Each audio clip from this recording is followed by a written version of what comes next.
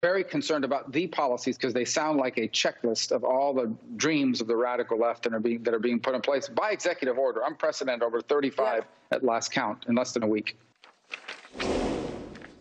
That was Florida Senator Marco Rubio raising the red flag on President Biden's signing blitz when he joined me last week on Fox News Prime Time.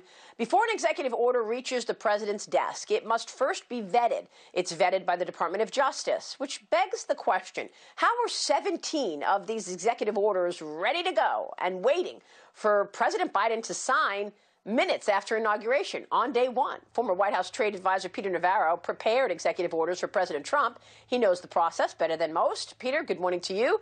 Good to see you. So let's talk about that in terms of the executive orders. What is the process, Peter? Take us through so that we can better understand how it was that President Biden was able to get so many EOs out on day one.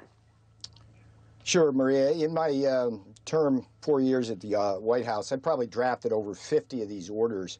What you have to do is make sure you have the statutory authority to do what you're going to do, right? And the last checkbox that needs to be done is at the Department of Justice for what's called form and legality.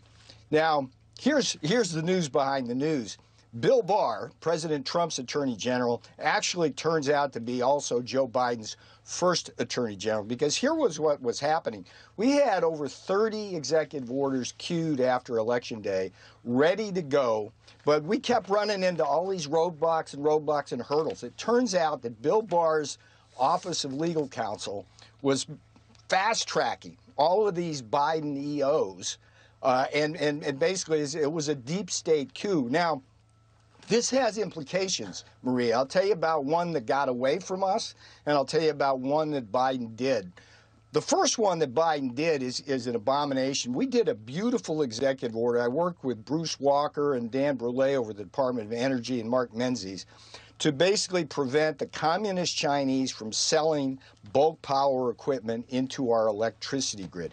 If we ever have a conflict with China, they're much more likely to pull down our electricity grid using cyber attacks than they are to, say, drop a bomb on us. Why? Because that's modern warfare Chinese style, right? So we had this beautiful order.